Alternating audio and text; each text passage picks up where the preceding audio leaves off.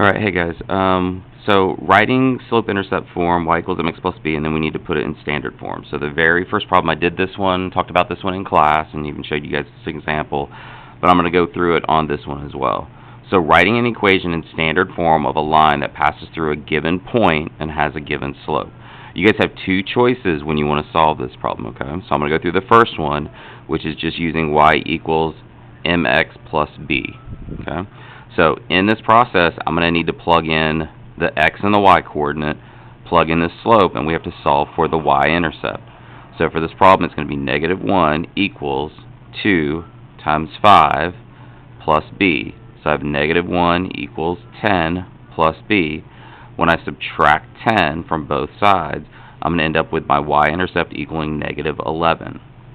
Now that I have this, we can go back in and put this back in the equation. So now it's y equals, my slope is 2x minus 11, and from here we just need to rearrange the terms and put it in standard form.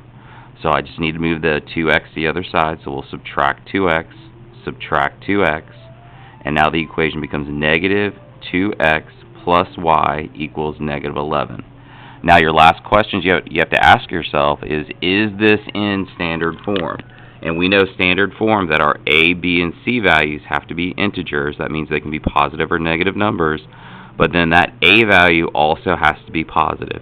So since this a value is not positive, we definitely have to multiply through by a -1. So our standard form for this equation is going to become 2x minus y equals 11. So this is one way to do it. The other way to do it is using the point slope form. So I'm going to show you that one next. Okay?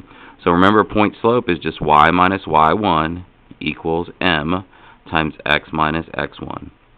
I'm giving you a point, and I'm actually giving you the slope.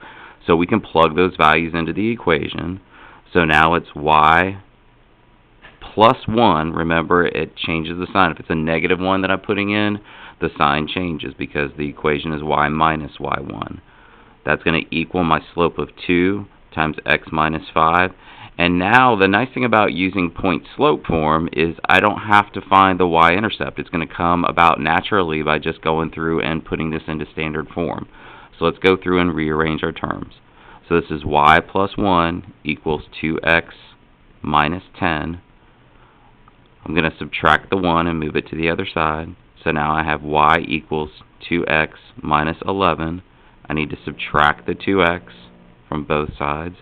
Now I will have -2x plus y equals -11, and we will multiply this through by a -1, because again, we can't have our a value being negative.